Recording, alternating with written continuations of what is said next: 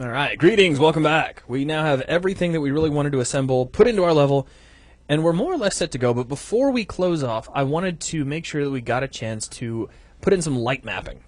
Right. With light mapping, in this particular case, we're going to go through it really fast. There are tons and tons of settings that are involved in this. We're not really going to get into all of them. We have another series that's more in depth that will be released soon. It may already be out by the time you watch these videos. We have another series that's in the works that is an advanced treatment on using the Beast light mapping engine that's built into Unity. Well, that's great, because I was going to start off and say I was tired of doing all the talking. I was going to let Lee pretty much lead on this one, and then he just kind of started talking. So you're on a roll now. What do we do, Lee? All right. Well, like I said, we're going to go through this really fast, try to get a little bit more atmosphere into our scene. Well, what's the point of light mapping anyway? Well, light mapping is a way of getting shadows and the play of light into our scene and baking it pre-runtime, so we get all the performance of having a scene that looks like it's very dynamically lit with bounce light. We could literally have hundreds or thousands of lights, but we don't incur the penalty of trying to render out all these lights and shadows in real time. Right. I'll boil it all down to one word: pre-calculation. All of the hardcore aspects of lighting, the shadows, and how our surfaces look underneath all of this light is calculated before the player even jumps into the game, and it's more or less put down as a texture. Yes. So, how do we do this? Well, let's start off simply by first getting some shadows in. These are going to be dynamic shadows. I'm not really going to get into the explanations, as I said. So we're going to just put in some settings real fast to get some shadows and lights thrown around the scene. Where do we start? So let's jump over to the sunlight.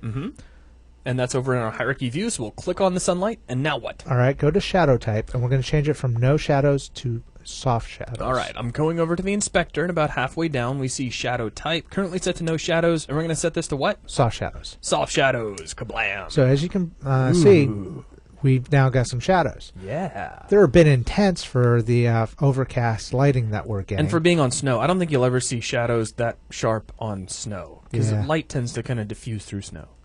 So let's go to the strength, which is right underneath shadow type in our inspector, and let's dial that down to around 0.3, 0.4. That's somewhere in there. We're just going to drag it around until it looks right. I like doing things with sliders if I can. Especially shadows. It just looks so cool. Okay, sorry. So let's say somewhere around 0.3. That looks pretty good. Right. Let's jump in and play it real quick. Okay. So, just a little bit has already increased the look of the scene quite a bit. Now, if you are running just like regular Unity and you don't have Pro, do you have these shadows? No, you do not. Okay, I just thought I'd point that out. So you have to be using Pro to get the advantage of dynamic shadows. Gotcha. But it is pretty cool. It is pretty cool. Okay, so now what? If we wanted to go ahead and take this and push it into the world of light mapping, what's our next step? Okay, well, our next step is we've got to prep for light mapping. So we need to set our objects as static. Light mapping only works with static objects, meaning objects that aren't animated and moving around your scene. It would be kind of awkward if you had something in your scene, let's say a car, and it was marked as static. You baked out a shadow, it's casting onto this sidewalk, the side of a building, and then you decide to drive that car away and the shadow's still there. That's right, and you got to remember, again, what I was saying at the beginning of the video, this is all about pre-calculation and applying the results of all of your lights and shadows as if they were a texture. In effect, like if you tried to make it analogous to the real world, it would be like just painting all of your shadows onto the wall, which is fine for objects that are going to sit still all day, but as soon as you move them and the shadow stays behind, it starts to look really funny. Right. So what we're going to do is start flagging our objects as being static. Now, what objects are we most interested in? Well, we're going to be interested in our camp. Okay, so I'm going to select the camp here inside the hierarchy view, and then I'll fly over to the inspector, and in the upper rightmost corner of the inspector, there's a tiny little checkbox labeled static. Now, as soon as we check this, a little warning is going to pop up that says, hey, did you want to do this to the object and all of its child objects as well? And we're going to say, yes, change the kids to... or the children, sorry. So now what? The tunnel. The tunnel. Okay, yeah, we need to do same the tunnel. Treatment. Yep. All right. Same principle. Click on the tunnel and fly up here to static. and click and say yes to change children. Right. And then we would just want to verify that our terrain is also marked as static. All right. It should be by default, but we're just going to verify it. Click on it, and static is indeed checked. Okay, so it is static. The only other one that I can think of that we might want to look at is our hot spring water. Just the water plane, not the whole thing. Okay. So you want to expand that out. Expand. See, we got hot spring water. Yeah, the daylight water. Daylight water right there. Yep, so we'll check that one as static. Make sure that's static. Right. Now, it is animated, but that's a textural animation. The object itself is not moving. Yeah, we're talking about like actual vertex animation where the vertices are moving from one place to another. Yes. Okay. Now what? So with that, we need to do one more step inside of our meshes, the FBX files themselves. So if you open up your My FBX folder. Look how organized everything is. I mean, you know right where to go. If you click on camp, this is actually the FBX file that we're importing. Now, underneath the FBX importer, you see the generate colliders that we checked earlier, and below that there's a generate lightmap UVs. Okay, so back over in the inspector, about halfway down, we're inside the FBX importer component, and if you look down, there's generate lightmap and UVs. I realize there's a lot of stuff in here, so look really closely to find the checkbox and check click it. And then apply. Now, basically what this is doing is when you bring in an object from Maya, you've already laid out the UVs. If you're doing optimization on your UV maps, you may have overlapping UVs. Where light maps are concerned, it has to have a UV set that has no overlapping UVs whatsoever. By generating this UV set, it will generate a 0 to 1 UV space for you with no overlapping UVs. Now, that's not to say that you couldn't take that same model and set up a second UV set that has your UVs laid out with no overlaps if you want to. So you can do it yourself, or you can tell Unity to do it. Exactly. Okay. And I'm kind of lazy, so I just tell Unity to do it for me. No worries. All right, so we've already set this to generate the lightmap UVs, and we can click the apply button, which is down here toward the bottom of the inspector. Generally, you do have to scroll down to find it. If you forget for some reason, and then you jump over, because we have to do the same thing to our tunnel. Right. So if I click on the tunnel, we're going to get a window that pops up that says unapplied import settings. Would you like to apply those now, basically? So we'll go ahead and click apply, and that takes care of that for us. So you are kind of covered if you forget to click the apply button. So now we're over here inside of tunnel. Let's do the exact same thing. Here's our generate lightmap UVs. We'll check that. Scroll down, and this time we really will click apply. Excuse me. And there we go. Now what, Lee? All right. Well, let's go ahead and open up our light mapping window, which you'll find under the window drop-down. Towards the bottom, third from the bottom, says light mapping. Now, if you open this up, there are several different panes. Like I said, I'm not going to go in depth on what all this stuff does. We have other video series that cover it. Okay. So if you go ahead and click on your sunlight. All right. And select that. Ooh. It starts to come to life. We're just going to put in two numbers in here real quick. Go to shadow samples and dial that up to 8. All right. Now, generally, what is that going to do for us? Well, it's basically going to sample the calculations for the shadows, and the more samples that we do, the better results we're going to get. We incur a penalty at at render time, but this is all pre-game. This does not affect anything that happens when we're rendering. So it'll look really nice, but it won't playing. necessarily slow down the game. Correct. Okay, cool. Shadow angle, we're going to set to 5. What this does is it basically softens out the outer edges of the shadow, so we don't have these real nice, somewhat crisp edges that we have now. Gotcha. Now, all I did is go over here to the number field and actually punch in 5. And as Lee said, that's just going to soften up the outer edge of these shadows. Right. Now what? Let's go to bake. Okay. Now, he doesn't mean the bake button. He means the bake heading up here at the very top of the window. Right. So we'll come over here to the bake settings. Now what? Well, let's drop the quality down right now for low quality. So all we really have is high and low. Yep. It's kind of like playing pole position. So we'll switch this down to low. Right. Take bounces down to 0. Okay. So click on bounces, put that to 0. And that's the number of times that light is going to bounce around and kind of give the illusion that we have color bleeding and things like that. But what I'm doing is emulating anybody who's using the free standard version of Unity. Okay. This is what this panel is probably going to look like to you. You may see the bounces, but I believe it's grayed out in yours, so you can't change that number. Okay. What that means is you lose global illumination. You don't have the ability to bake that out. You do have the ability to bake out light maps, and you can use ambient occlusion as well to help bake them out. We're We're going to use it later. What I'm doing right now is we're going to do a test bake that's going to try to do something a lot faster. When we dial in our real settings, we'll actually end the video because it's going to take a good 20-30 minutes for that bake to happen. Okay. And when we do that, we'll just be ending that video. We're not going to come back just to show you how pretty it looks. We'll go ahead and call it there, and then when we come back, we're going to take a look at, well, we will show you what it looks like, but then we're going to take a look at another subject while we're at it. Correct. So where do we go from here? All right, well, with these settings set, we've got enough to do an initial test bake. So go ahead and hit the bake button. All right. On the bottom, and it's going to take a bit to spool up. What it's doing is it's figuring out what's in the scene that it has to generate those UVs for. It's going to start baking it. Sometimes you have errors that pop up. Don't worry about it. It's not the end of the world. Okay, so we don't stress that it says the material doesn't have a color property. Correct. Okay. Look at me not stressing, man. I'm just relaxing. I'm just over here hanging out. So as you can see, we've got a little blue progress bar in the lower right-hand corner. And it's doing all kinds of stuff. Yep. And it does even more stuff when you have the global illumination turned on and it's baking that out. The problem is the more complex your scene gets to be, the longer these renders can take. Yeah.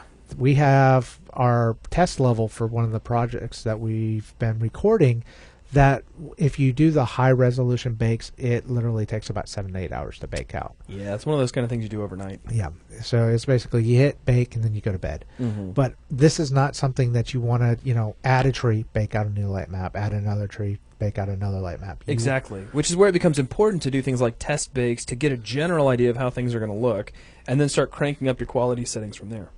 Exactly. So this will be done in a little bit. The whole reason that I'm doing this real quick bake in this video is because I want to be able to show you how to look at the light maps that are coming in. You may or may not be able to see them with the default settings that you have, and I'm going to show you how you can preview the actual bake. Gotcha. Because, I still got a little bit. What happens is the Unity engine is smart enough to calculate dynamic lights up close to the camera, and then it uses these light maps further off in the distance. We have full control over sliding where that transition becomes. Oh, nice. And it also depends on what rendering paths you're in. We'll cover that as well later.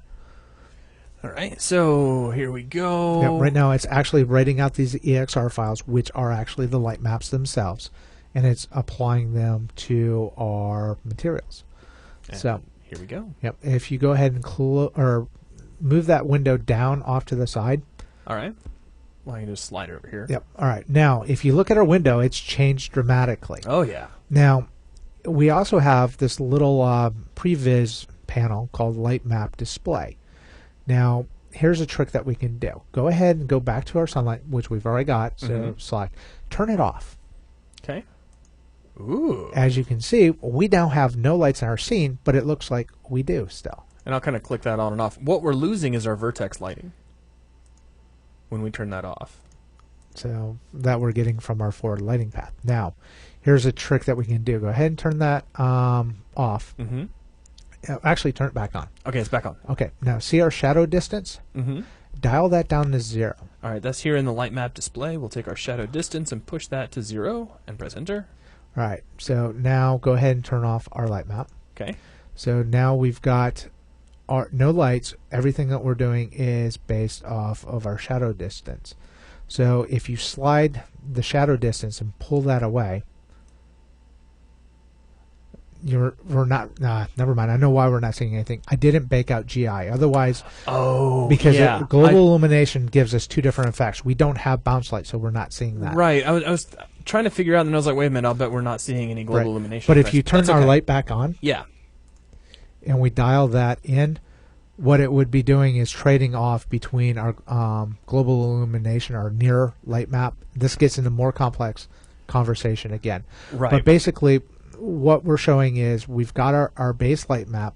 This is a texture that it created, and you can now turn off your lights, and we have no lights in our scene. Everything has been baked out. And taking down those lights and being able to switch those off will really help with performance when we can do it. All right, so now not worrying about the shadow distance thing right now, is there anything else we need to do? Well, we're going to do a high-res bake after this, but if you want to play and run around the scene, sure. You can turn off the light too just a little bit. Oh, yeah. Well, let's go ahead and do that then. So we'll switch that off. So we do lose some of that underlighting that we're getting from the dynamic lighting. Right, on the leaves and whatnot. Right, and if we actually had a character and you were looking around, you wouldn't see your own shadow. But because we're in first person, we don't really have a character, you're not going to see it anyways. But it's something that we'd probably leave on for the fidelity of the trees. But if we were using Unity Pro and we had the advanced light mapping, we could actually bake out a high-res version with global illumination and bounce light, and technically we could get away without using any lights whatsoever.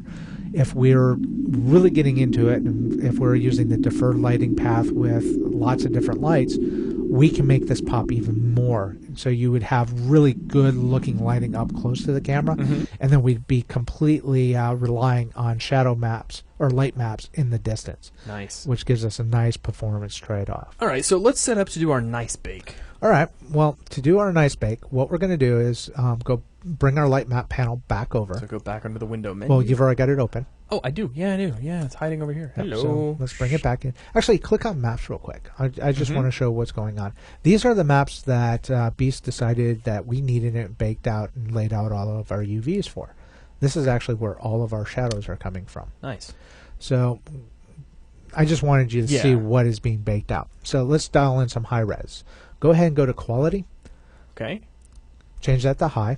Okay. Go to bounces. Number of bounces. How many are we going to use? We're going to use one bounce. One bounce. Okay. Okay. Now this is the number of bounces that light are going to bounce in for our global illumination. Now the skylight color is the color that it's going to use for these bounces. Sure. Well, now with an intensity of 0, we're not going to get any bounces, so we're going to dial that up to about 0.25. So that'll give us a nice bounce light, soft light on the bottoms of the trees and start to fill in. Okay. So the other thing that we're going to do is ambient occlusion. Bump that up to about 0.4. All right, down here we'll take ambient occlusion, 0.4, sir. Yep, and we're going to leave it there, and that should be good for an initial high-res bake. It should be good enough for our needs. Like I said, there's tons and tons of settings in here. We're not going to go into all of them, but if you start playing with them, you can get some really fantastic looking light maps in the whole system. Okay, is there anything else we need to do? Other than baking and then closing out this video now. All right, so what I'm going to do is click, well, I'm not even going to click on bake here, because as soon as I click on bake, it's just going to start calculating, and then I'm going to end the video. So I'm not even going to worry about that. When we come back in the next video, we'll take a look at the results of this bake, which could take a little bit of time. Right. Depending on your machine, it could take significantly longer. I'll tell you about how long it took when we get back. And then we're going to take a look at how we can grab this game that we've put together now, this little level, and turn it into an executable that you could give to your friends, and they could actually play it. But we'll take a look at that in the upcoming video. Until then, thanks a lot.